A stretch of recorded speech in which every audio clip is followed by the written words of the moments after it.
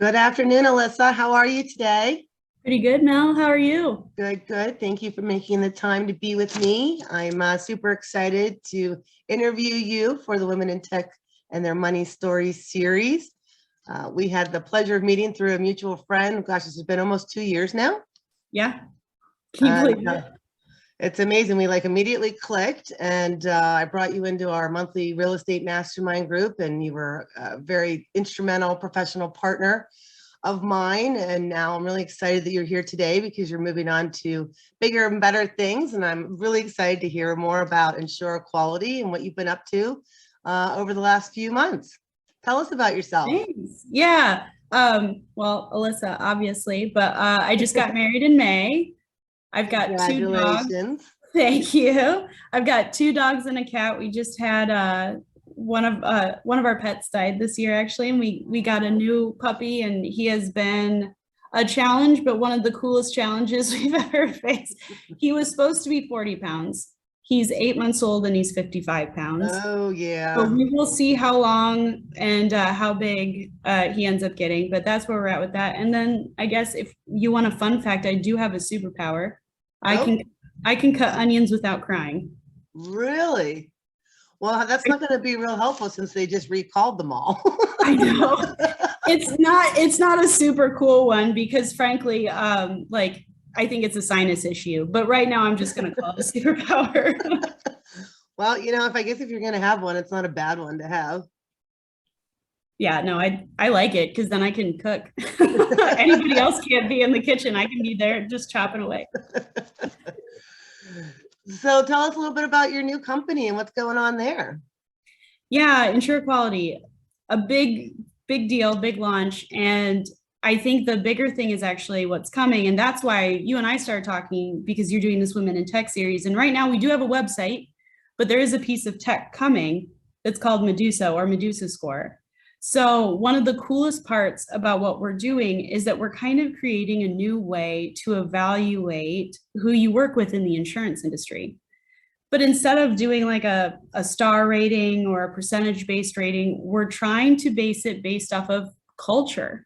So if you think about different components of culture, I think about them like accountability, communication, recognition, support, the different things that when you're looking for a company, you're thinking about how are they going to talk to me? Do they recognize me internally and externally?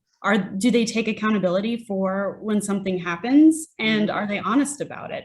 Right. So we're working with psychologists and with different tech folks to create questions that don't sound so on the nose, but that help us inform our decisions, not just from a consumer and an employee standpoint, but if say you're a carrier or you're an agency, you can say, okay, so this is how I'm being perceived. This is an area of growth for me, or wow, we're doing a lot better in this area than we thought. Maybe we can focus efforts here. So it's meant to be a tool, not a drag, to help everybody out and to keep us moving forward in a direction where everybody feels welcome to work in the industry.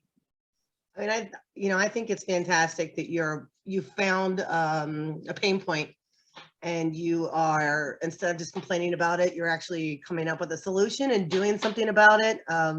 You and I both come from a similar industry background and have had unique experiences, I'm going to say.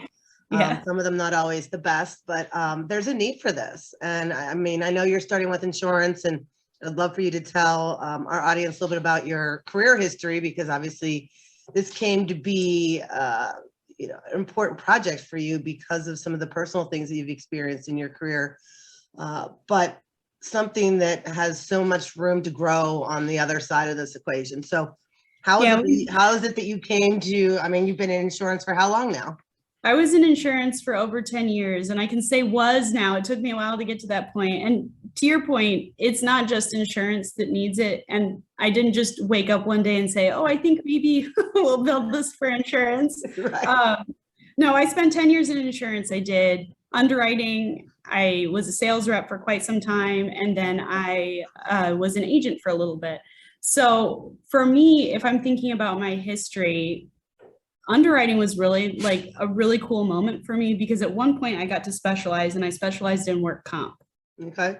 And that was cool because when you're in a home office environment where you're either making rules or looking at policy, that's when creativity kind of comes into play and you can really kind of make something your own. So looking back over my career, one of the coolest moments was when I worked for a regional carrier and helped develop, I wrote a training program that we took countrywide. So Oh, that would have wow. been, yeah. So aside from this moment in my life right now, that probably would have been one of the coolest moments in my career. That's fantastic. And to remember that achievement You know as what's a big cool? highlight. Yeah. Yeah, and you know And what's cool, and you'll appreciate this. It was the first time I had a woman as a manager.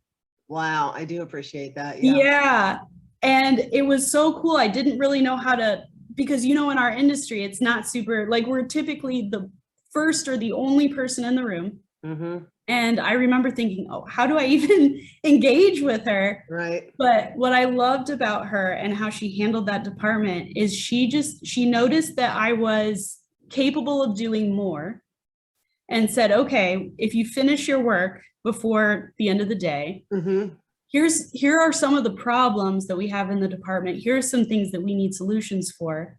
And she just let me run. Yeah. And that's how that whole training program came to be, because it wasn't just that I was told, hey, Alyssa, can you design this? It's not like I came with years of training. She looked at me and said, I bet you could do something like this. And having somebody look at me, believe in me, and then support me through it, it was huge. And I would believe that a lot of that is what helped you have the entrepreneurial spirit that you have today to launch Ensure, Equality, and some of the other things that are coming down the pike in 2022. That's, like you said, that support, that accountability, recognition that you needed a little bit more challenge in your life. And you hit the nail on the head where, as women in this industry, that wasn't always something we had the opportunity to do. So I think it's fantastic that you had a mentor that helped push you along on your career journey. So I'm sure through all of those 10 years, you also had the experience of some lessons learned along the way. Anything stick out in particular? Oh man, where do we start? We could do this for a while. I think for me, one of the coolest things to learn was in sales, because nobody likes rejection. No. And you take it really, really hard if it's like the first couple times where you really wanted that sale, whatever it was. But I will tell you, if you accept rejection with grace, there is abundance behind the door. That for me was always the ticket. I worked with a ton of different agencies and 2 different carriers. And the biggest takeaway for me was just building a relationship, because not every account will be for you. Right. You're not going to get every win. Nope. Things that seem like a slam dunk will not be a slam dunk, but every once in a while you get a unicorn. And it's one of the, like you have to kind of go with that flow and know that not everything's for you. Right. No, gosh, you're taking me back to my first days in sales. And I remember being in tears, being just eaten alive on the phone on the other end. And I was like, I'm just calling to introduce myself. Why is this guy so angry with me?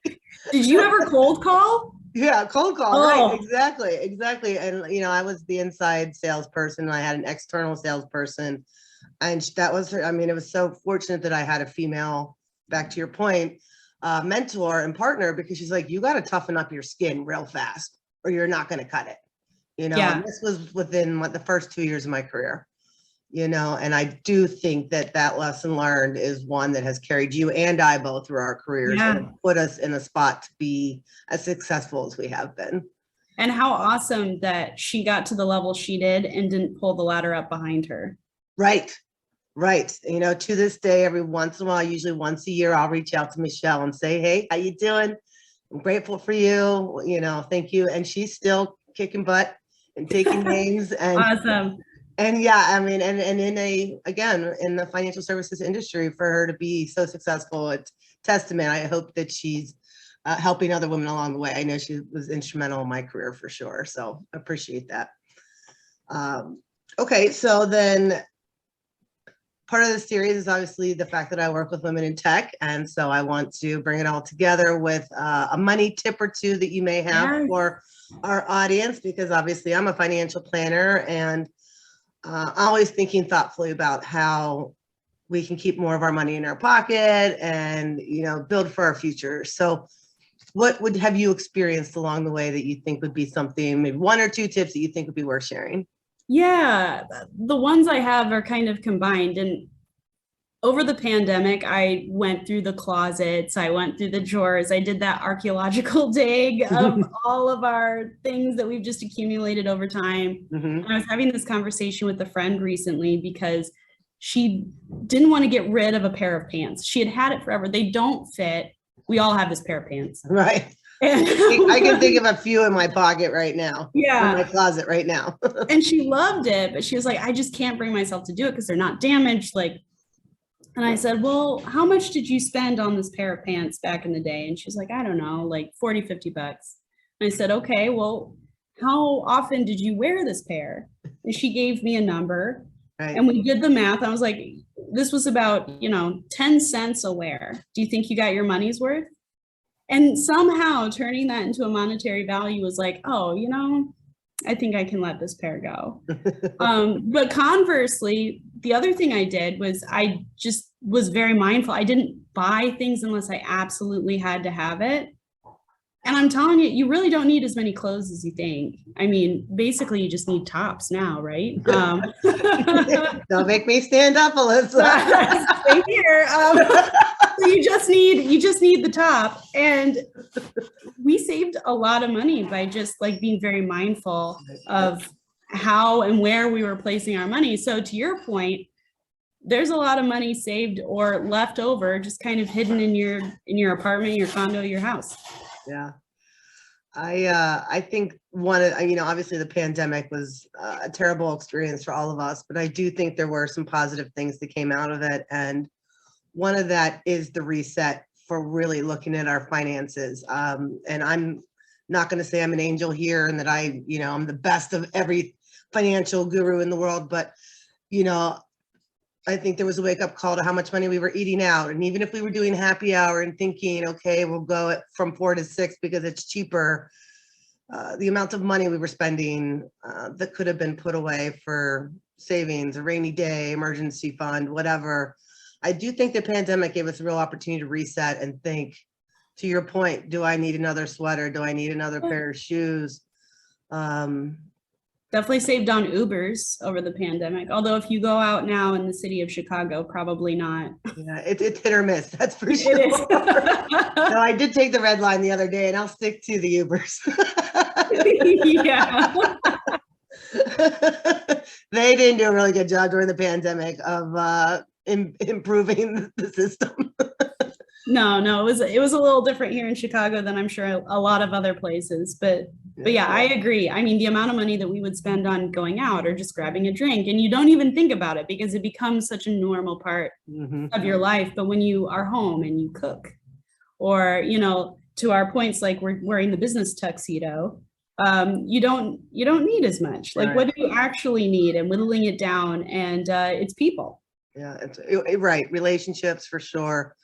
At the end of the day, I think I've always said relationships are rich, right? At the end of the day, that's what's most important. It's not how many pairs of shoes you have in your closet.